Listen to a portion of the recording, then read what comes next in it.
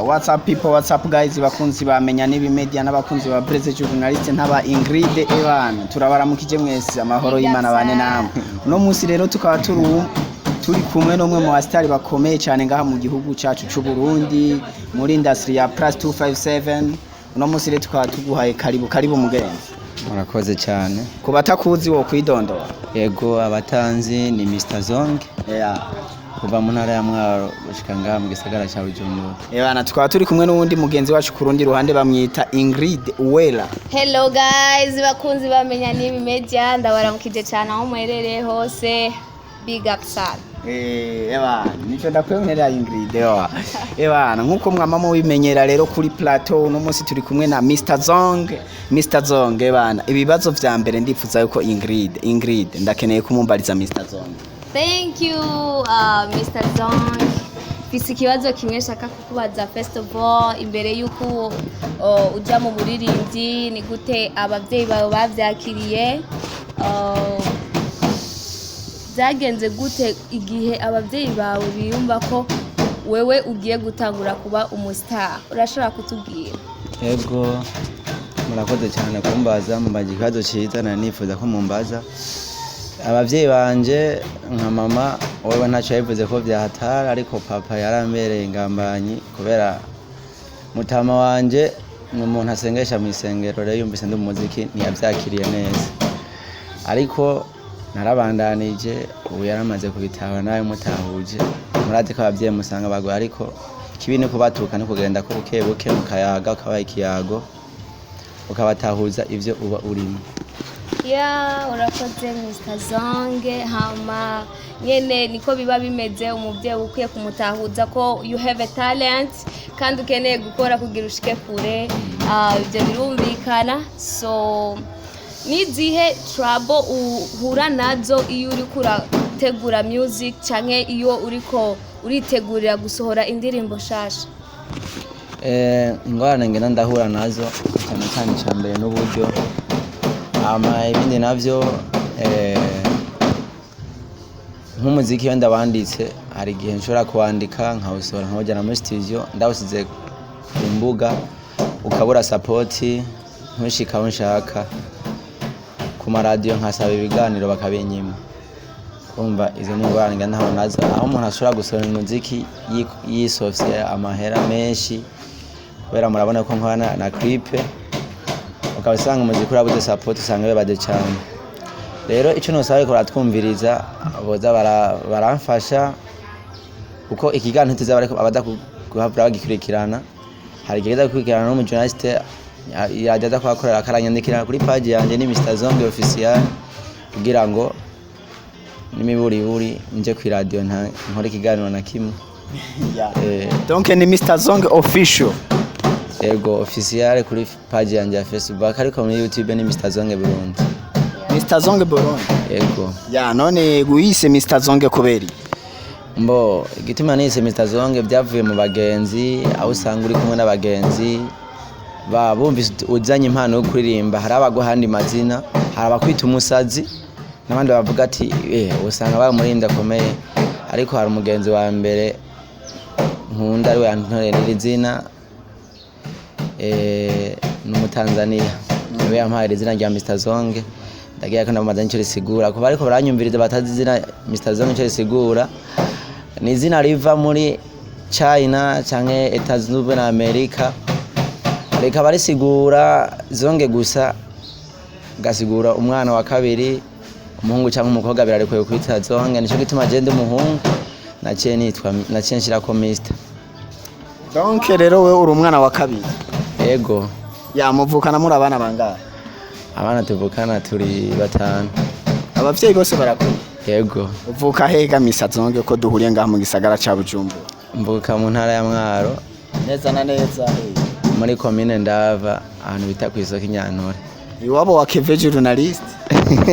Hari umuhungu dukorana ngaha muri Menya Média yitwa Keve Journaliste. Nyamungu no w'Imwaro kweri ngo abanyamwaro ngo n'igiceri bagitaye ngo baragaruka kuronde. Nivyo canke barabe. Bibwira abakunzi bamenya Média imbere ya kamera no kuri twu. Abantu Vuge twumve ko Keve utamubeshe. ubwanje ndisigura kandi ndasigura n'abandi ko icyo kibazo baratubeshera kubera tuva ruguru twese tuje kurondera iki none ko dukunda amahera cyane usanga abantu b'imwaro nabo ngo ingorane bateje ntayuzi ngo kugira ngo akugabire ijana ngo abamacyuka akayabona oya nta kareti hari gawa amahera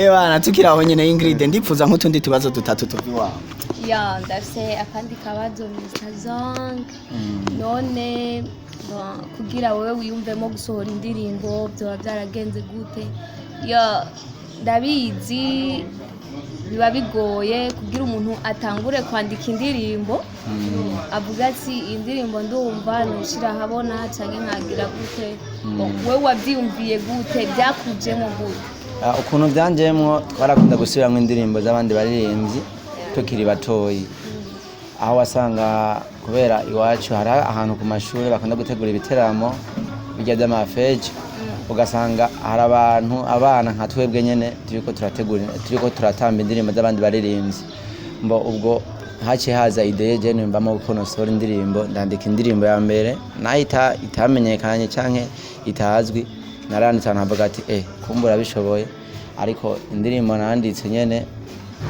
zari indirimbo nyene wumva ko ari umuntu agitangura rero ubu indirimbo nandika ni nziza cyane akapera y'indirimbo ya mbere indirimbo ya mbere indirimbo ya mbere kubera iki nkaho usanga waririmbiye umukobwa caraguhera mbe nta by'urukundo nkunda kujyamo uri umurapere mbega uririmba style ya ndirimba style ya R&B none uduhe basi akapera gatoya naho yo bindirimbi yari yo yose ego ndashaka kuririmba urukundo rwawe bose babimenye ani wewe uri mu mutima wanje nyegera rubavu rwanje ni wewe cyifuzo cy'umutima wanje they make me feel sure you they make me feel sure you baby I love you wala unanipendeza mapenzi unaniweza unaniweza baby mimi nawe hakuna mwingine tu waseme wachoke takufa nawe wewe ni wangu tu nzopfa nibagira urukundo rwawe nibagira nzopfa nibagira urukundo rwawe nibagira usa n'inyenyeri shu cause I love you boo usa n'inyenyeri shu cause I love you boo thanks sana big up bro urashoboye kabisa you have a nice voice so support yanyu turayikeneye guys bakunzi bamenya n'ibi media aho muherereye hose Mr. Zong arashoboye guys arakeneye support yanyu please mumufashe kuko arakeneye gushika ahantu harenze kure cyane arashaka kwanza afise akabazo gatoya ne wewe mu muziki hariho abaririmba umuziki bavuga ati je ndaririmba kugira ninezereze ndaririmba kugira amenyekane wewe wumva ushaka gushika kuki ku muziki wawe usohora wumva woshika hehe donc basi usohora indirimbo mu buryo nyabaki we yakubwiye ati yari abakora imiziki kugira amenyekane abandi bakayikora kugira bakundwe n'abademu abandi bakayikora kugira baganye amahera wowe uyikora kumva nyabaki kano kanya umuziki ndawukora ni business ndimo rero business ndimo ndayishira nk'amafaranga nkeneye inyungu yayo ikindi naco nkeneye ku muziki ni guteza imbere igihugu cyacu aho mushobora kubona nk'umurindi nkanje cyangwa uyundi agiye nko gukorera igiteramo mu Rwanda canke Uganda urumva n'igishimiro bidasanzwe ku Burundi n'iterambere kuri twese rero twadukeneye kujabukana igihugu cyacu mu bindi bihugu natwe mu Burundi bamenye ko dufise impano bamenye ko turirimba uko nubo hari abakibipinga ariko urabona ko biko birazamwe abadutangura umuziki kera ntibajabukana umuziki mu bindi bihugu nico gituma ubona biriko biratugora bukebuke ariko ubu biko biraza bukebuke mbo ubwanje umuziki ndawufata nk'akazi. Oh yes. Thank you Sara, thank you Mr. Zong. Oh bon, turagushimiye cyane kuba wumva ko woserukira igihugu cyacu mu makungu. Vraiment use icyumviro cyiza, you have a good idea kuko hariho benshi baririmba bavuga ati ba je ndarimba ku giti cy'uwanje nkeneye amafaranga, nkeneye inoti. Guys libyo ubu nyene abantu ubu nyene baba bakeneye amafaranga, ariko we biranezeye cyane kuba numva ko igihugu cyacu gira ahantu gishikanye kubw'umuziki w'indundi. Guys support please. Yeah, kwa Mr. Zong. Abakunzi bamenya ni Média no musi ni vibe kabisa, tukaba turi kumwe na Mr. Zong. Hamaje Mr. Zong renda ndashaka kumubaza. Mr. Zong, ufise indirimbo zingahe neza na neza? Indirimbo ufise ndagushimiye cyane kwanza kw'icyo kibazo mbagije. Ni kibazo ciza. Natanguye muziki ndi muto. Aho wasanga umuziki nkora arujya wamasije kiri hasi, nkaja kumvisha mu bagenzi akavuga turabishoboye, ariko nagiye kubitahura mu nyuma. Imiziki y'ubwa mbere nta hantu namwe ari kuyisanga, giye kuri YouTube ntiwayironka, giye kuri Facebook ntiwayironka, kwizo mbuga zitandukanye ntiwayironka, ariko uko umuntu atera aje imbere niko atera amenya ibintu. Niho nahura n'abandi barindi bankurira muri music bakuru banje barambara ati kuba umuririmbyi bisabe uko indirimbo zawe zishira ku mbuga bakazironka, indirimbo zawe uzijana mu Média bakazumviriza ibintu nk'ivyo. Mbo ubu aho ngerereye fise indirimbo zirenga ku 22, ariko yego nyimba ari album cyangwa ni ariko indirimbo zishobora kuba zoronka ni zitatu. Ari indirimbo Kivuri, Darling ni Shasha Maibu, izo ziri kuri YouTube, Facebook n'izindi mbuga zitandukanye. Iya mbere watanguye kwishira ko ryari? Iyo Kivuri iramaze umwaka. Ya kabiri iramaze amezi 10, ni ya gatatu nyene. Uheruka gusohora ke? Oya turafatirwa kuko niho ukora music gusa, ashobora gukora n'ikindi kuko umugabo aronderera hose. Nkisohora Darling naciye mfatirwa ikiringo cy'amezi 5, ayandi mezi 5 naciye nitegura, niho ubana naciye ndabazanira Maibu. Ariko mbibutsa ndongera ndabamenyesha yuko hari indi ndirimbo nyene ngiye kubaha coming soon guys. Araje agira hatugire kabisa. Yego byakomeye. Yitwa gute iyo ndirimbo shaka? Indirimbo iracyari banga. Biracyari banga. Biririmbye basi mu rurimi ruhe canke mu gihugu? Ni mu rurimi rw'ikirundi. Dukeneye guteza imbere ikirundi cyacu hamwe no mu mahanga bazi bumve uko natwe abarundi dushobora. None izo ndirimbo zawe zose numvise umenga harimo zifise amatitre y'amanyamahanga, zose ziririmbye mu ndimi z'amahanga cyane? Ego oyaye ari zirinde mu ndimi z'ikirundi n'izindi mu ndimi z'amahanga. Okay. Aho nyene re Mr. Zong, mwizo ndirimbo zawe zose video zirimo nizinga? Video mfise ni Darling na Maibu gusa, indirimbo zibiri. Mbewe studio ukoreramwe imiziki ni yihe? Umudirector gukorera ninde agukorera amasanamu, umuproducer gukorera nawe audio ninde? Ubu maze kumvira zampanura abagenzi bampa, naciye nsimbira muri Iteka Record aho bita kwa Trust Beat. Yego niho maze gukoreza indirimbo zibiri. Big up sa turakwemera. Umuntu akunda kunkorera amasanamu uwo twakoranye bwa mbere muri Darling yaciye abiheba, sinabaye menye imvuzi mutima abihevye, ariko ubu namaze kuronka uyundi nawe bamwitana uzaje hari Imana imuha icubahiro cyane. Nkaba mfise n'umwarimu narose rero aziga kosora imiziki yanje, nawe nyene yitwa Anzo Milano. Yego Anzo Milano, big up sana aho bibone turagukunda cyane. Yego abo ni bantu mfise babiri dushobora dukorana, ava ko music isohoka ibanda guca kuri yo bakayumviriza bakayiraba amatukayiha abafana. Bana mutama kuhaje mutama bo bakunzi bamenya n'ibimedia n'abakunzi ba Mr. Zong n'abatwebwe ba Inglid n'abandi dukorana nk'aba Keve Journaliste n'aba Beritra Burundi nk'abakozi bamenya n'ibimedia. turipfuza ko mwoza murashigikira zino mpano. Donc mwamwumvise yitwa Mr Zong, ni umuntu afise ibikorwa vyinshi, urumva afise indirimbo zimwe ziri muri armoire no muri triware no mu ebana, urumva yuko ahubwo n'abashaka kugura indirimbo ndibaza bozi wabo ntushobora kugurisha nka zimwe ko wumva ufise mu bubiko nyinshi. Oya, nshaka kugurisha zose ni uzikora.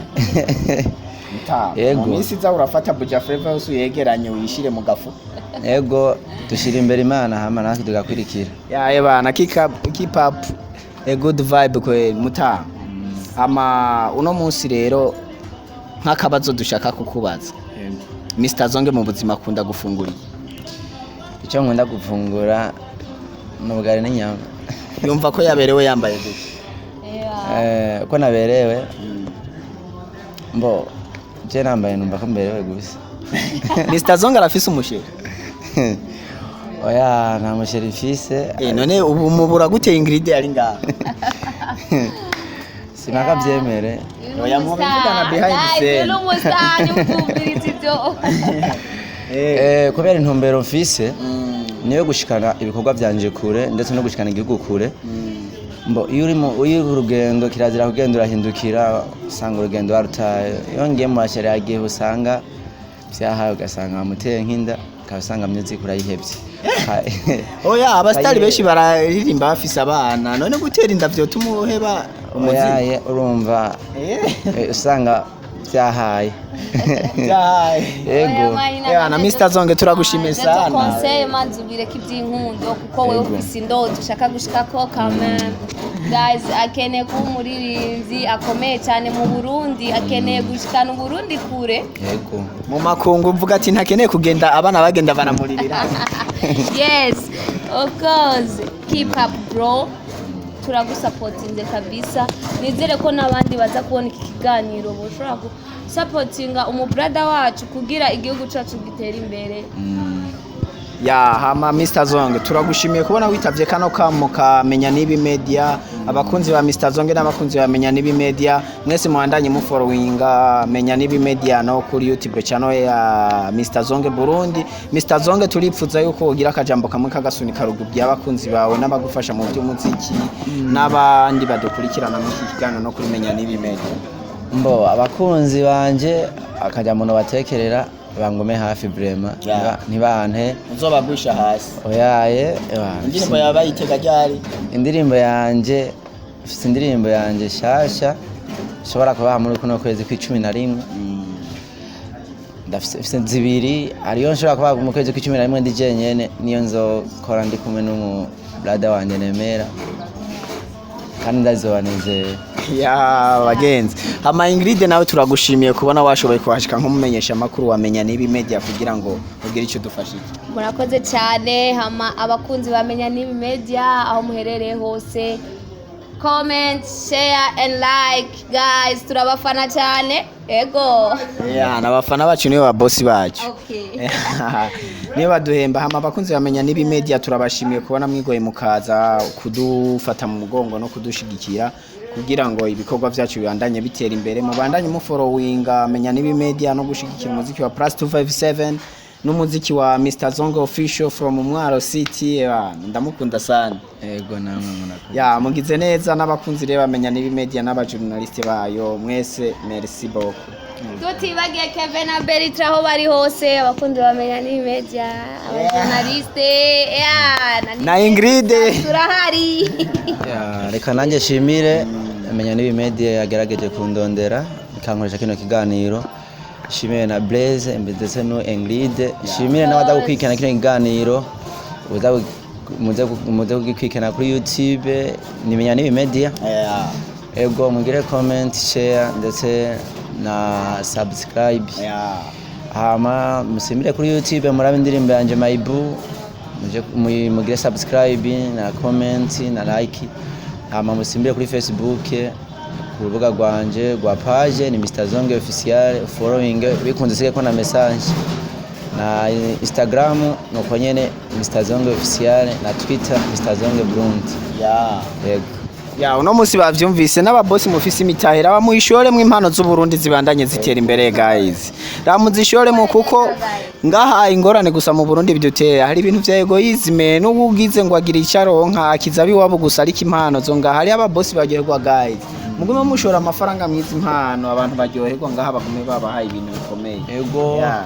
Shimire rero namwege mwaduhe kano kanya nongere nshimire na mwarimu wanje Anzomirano shimire na director wanje Nuruzaji nongere nshimire n'umujama wanje supportinga cyane Jwala ngo ni Jwala TV yo kunakunda kumwita shimire na Keve wacu munyamwaro kuri Menya n'Media. Keep up the good work guys. Tubandanye tubashimira rero nk'abakunzi bamenya n'Media mwese mugira ibihe vyiza turi kumwe namwe ciao ciao.